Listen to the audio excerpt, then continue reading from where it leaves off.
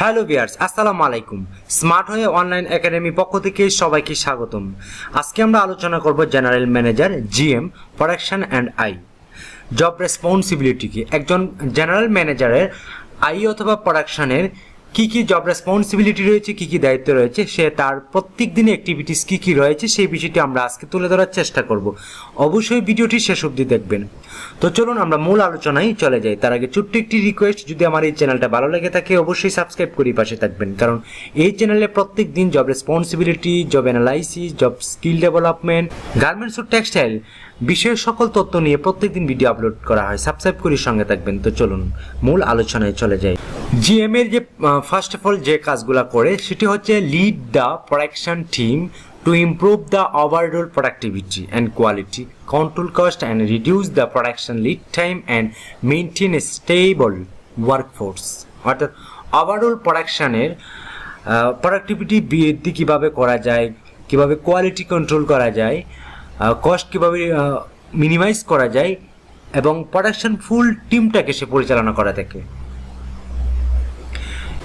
Establish correct garments assembly, thread consumption and giving the merchandising department for garments costing. General ম্যানেজারের যে কাজটা সেটা আপনি গার্মেন্টসের অ্যাসেম্বলিতে সে এস্টাবলিশ করে, থ্রেড কনজাম্পশন কন্ট্রোল করে, giving the merchandising department for garments costing, অর্থাৎ মার্চেন্ডাইজিং থেকে যে গার্মেন্টসের যে কস্টিংটা দেয় সেই কস্টিংটা সে কন্ট্রোল করে।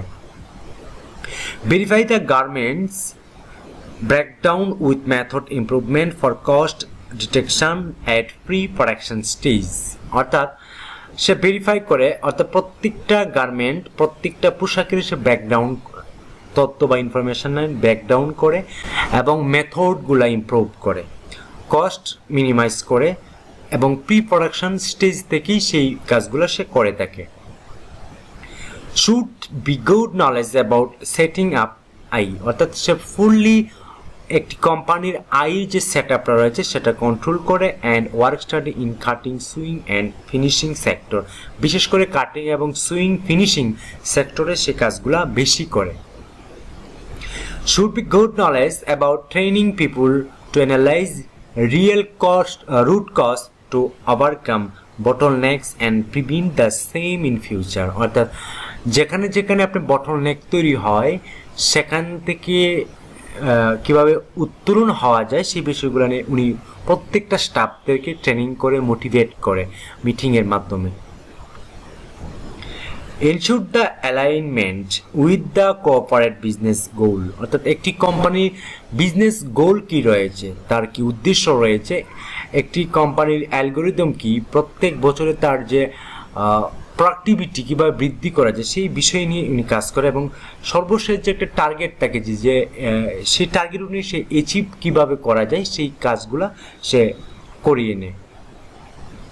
Should B sound knowledge about production and capacity planning, অর্থাৎ ফাইনালি সে যে কাজগুলো করে সেটা হচ্ছে প্রোডাকশন অ্যান্ড ক্যাপাসিটি প্ল্যানিং অনুযায়ী সে কাজ করে। Monthly billing projection, monthly target, weekly target, daily target নিয়ে উনি কাজ করে একজন general manager production and I. Should be sound knowledge about motivation, various production techniques with problem solving ability, অর্থাৎ যে কোনো ধরনের সমস্যা, বড় ধরনের সমস্যা হয় প্রত্যেকটি সেক্টরে, সেই সেক্টরের সমস্যাগুলো নিয়ে উনি কাজ করে এবং ইনি যে টেকনিক্যাল বিষয়গুলো রয়েছে সেই বিষয়গুলো নিয়ে উনি পরামর্শ দেয়, মোটিভেট দিয়ে থাকে। Manage the operation within agreed KPI, অর্থাৎ কেপিআই দ্যাটস মিন কি পারফরমেন্স ইন্ডিকেটর, ইনি অপারেশন টোটাল অপারেশনটাকে সে কেপিআইয়ের মাধ্যমে মূল্যায়ন করে। সো উনার একজন জেনারেল ম্যানেজারের অনেক বড় ধরনের কাজ রয়েছে।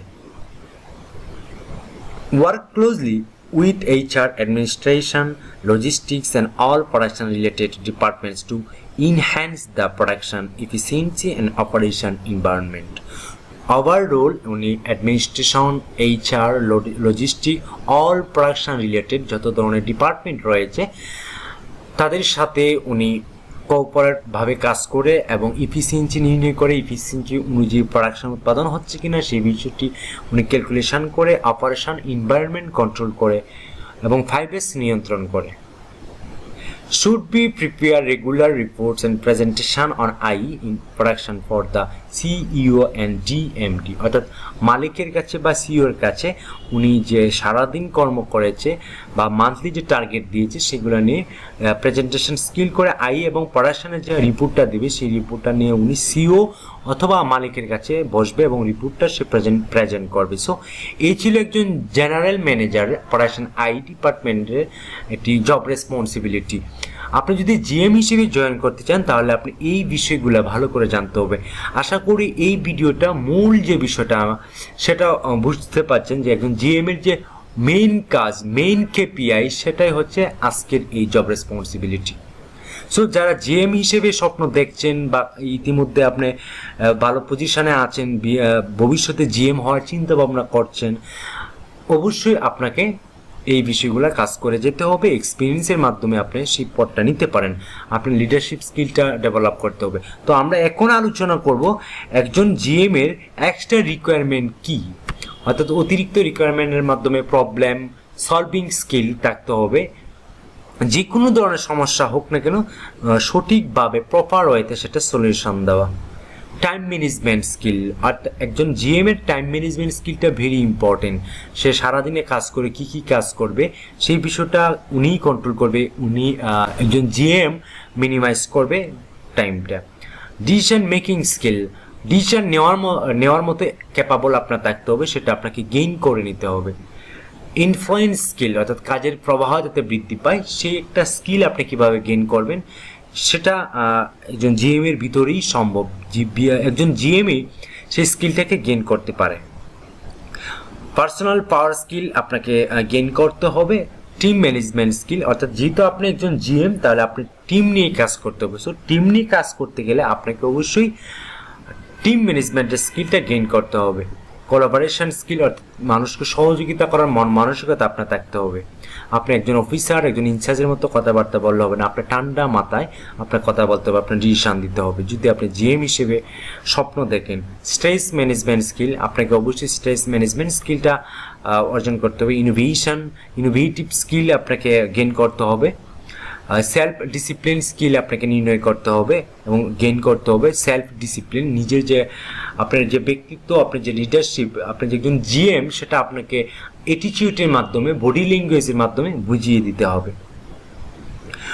প্রবীণ work experience as an industrial engineer or similar role, অর্থাৎ একজন ইন্ডাস্ট্রিয়াল রুলের যে রুলস রয়েছে তার সিমিলার রুলস আপনাকে গেইন করতে হবে।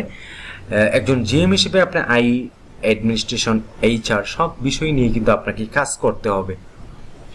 Advance knowledge of production machinery process and standard, অর্থাৎ আপনাকে প্রসেস নিয়ে কাজ করতে হবে, মেথড নিয়ে কাজ করতে হবে, মেশিনারি সম্পর্কে ভালো জ্ঞান রাখতে হবে, এসওপি সম্পর্কে ধারণা রাখতে হবে। Critical thinking and problem solving skill, আপনাকে অবশ্যই ক্রিটিক্যাল থিঙ্কিং করতে হবে। প্রবলেম সলভিং করার জন্য আপনাকে যে ক্যাপাবল হওয়া উচিত সেটা আপনার হতে হবে। Strong communication and presentation abilities, আপনাকে কমিউনিকেশন স্কিলটা গেইন করতে হবে, ভালো করতে হবে। প্রেজেন্টেশন স্কিলটাও আপনাকে ভালো করতে হবে।